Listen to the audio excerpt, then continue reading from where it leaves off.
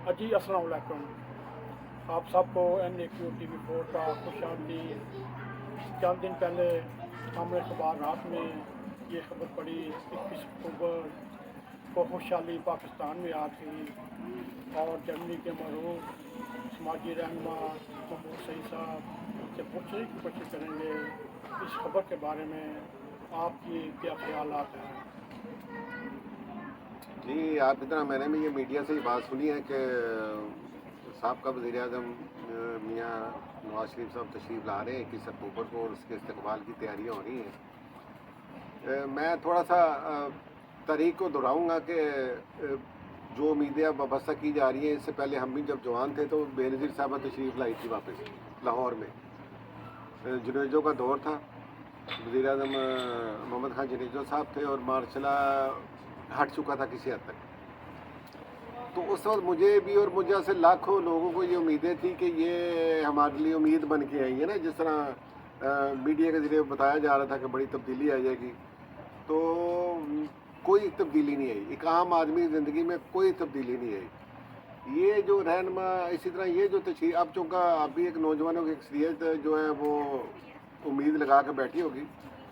मैं ये समझता हूँ कि इनके आने से और जाने से कोई फ़र्क नहीं पड़ा। यहाँ तो ये शान से भी गए होते हैं और लोगों को ये बता के जाते हैं, लोग इनको सी ऑफ करते हैं, तो ये पैसे का ज़िया होगा। और हर एक टिकट होल्डर की ड्यूटी लगी हुई है, वो अपने पैसे और ताकत के बलबूते पे बंदे लाएंगे, उनको बिरयानी शनी खिलाएंगे और वो हल्ला गुल्ला होगा। ये लोग दिल से लोग कम ही आएंगे कि जो हालात इन रहबरों ने कर दिए हैं, नाम इनके बेशुमार हैं, लेकिन चेहरे भी बेद है, फितरत एक ही रही है। अगर तो नवाज शरीफ साहब जो पैसा यहाँ से लेके गए हुए हैं या उनका वो पैसा वो जमा ही है वहाँ पे, और उन्हें पता है पाकिस्तानी इकानमी की क्या सूरत हाल है, अगर वो कोई चंद अरब डॉलर ले आते हैं और ख़जाने में जमा करा देते हैं तो फिर तो भाई इस्तकबाल बनता है, मेरा जाना भी बनता है, आपका भी जाना बनता है, ख्वाजा साहब का भी जाना बनता है और इस तरह ताज साहब का भी।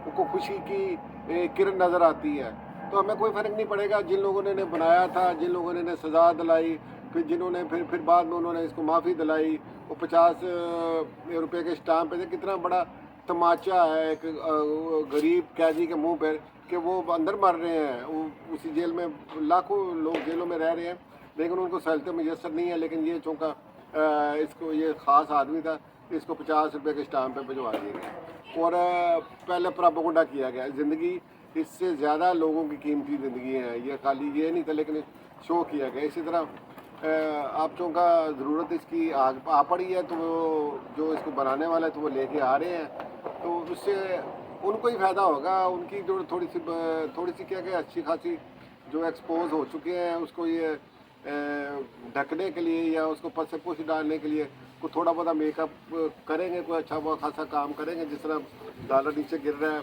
और ये पहले भी हो सकता था, ये नहीं कि नहीं हो सकता था, पहले भी हो सकता था लेकिन ज़रूरत नहीं थी।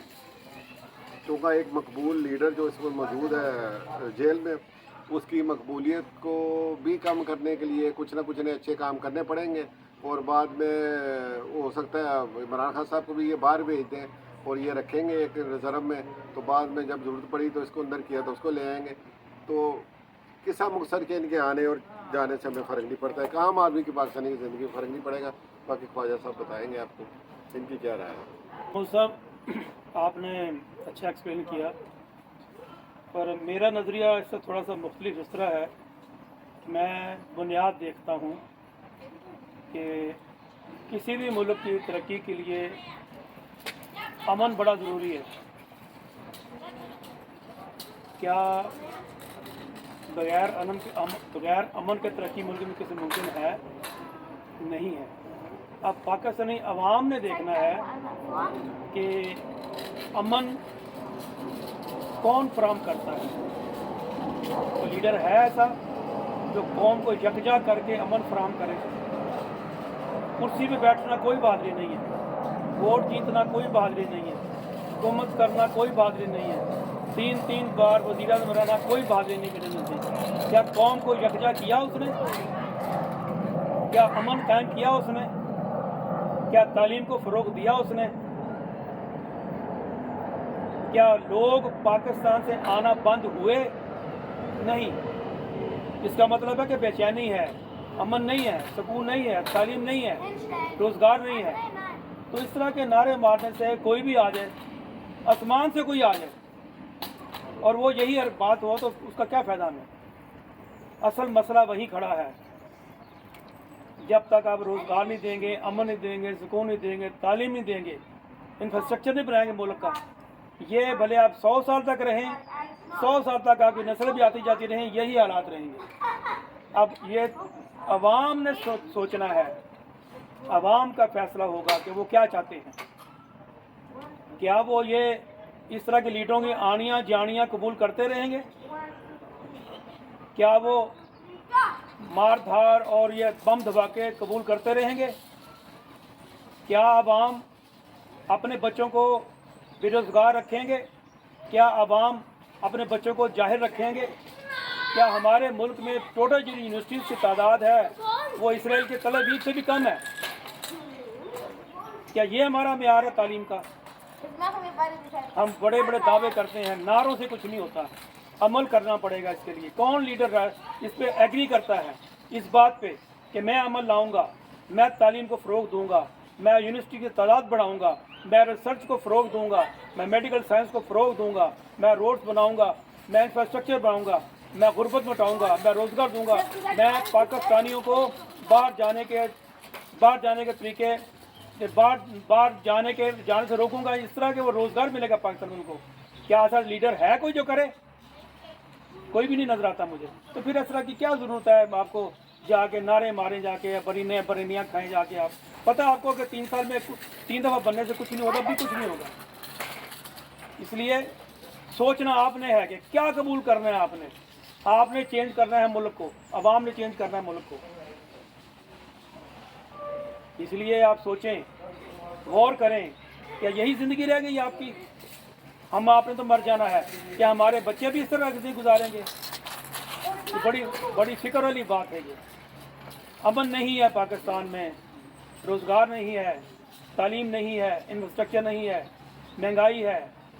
क्या ये सारी बातें कोई 3 साल 4 साल 5 साल में ख़त्म हो सकती हैं? नहीं। इसके लिए प्लानिंग करनी पड़ती है, खुलूस से, दिल से अपना खून जला के प्लानिंग करनी पड़ती है। कौन करेगा काम? ये बताए वो कौन करेगा? बस मेरा सवाल है मेरा। शुक्रिया। चौधरी मोहम्मद ताज साहब से भी हम पूछते हैं उनके सिलसिले में क्या ख्याल आते हैं। बिस्मिल्लाहिर्रहमानिर्रहीम। सर, हमने आज तक यही सुना है बड़ों से और बुज़ुर्गों से कि बार बार किसी को आजमाना नहीं चाहिए। अक्लमंद लोग दूसरा चांस किसी को नहीं देते।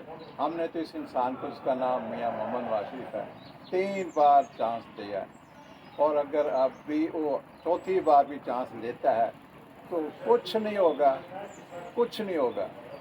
और मेरी आपसे रिक्वेस्ट है पाकिस्तानी और पाकिस्तानियों से कि खुदारा अब भी नाखुन लें होश के और कोई ऐसा अच्छा लीडर मुंतखब करें जो इस कौम की तकदीर बदल दे।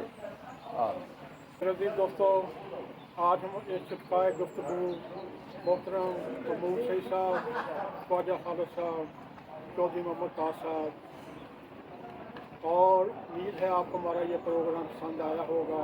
अगर पसंद आए इसको लाइक भी करें, इसको शेयर भी करें, कमेंट सेक्शन में जाकर अपना ज़्यादा करते हुए NAQ TV4 को सब्सक्राइब करें और जाते जाते करें ताकि हमारी ताज़ा वीडियो आपको इसी के साथ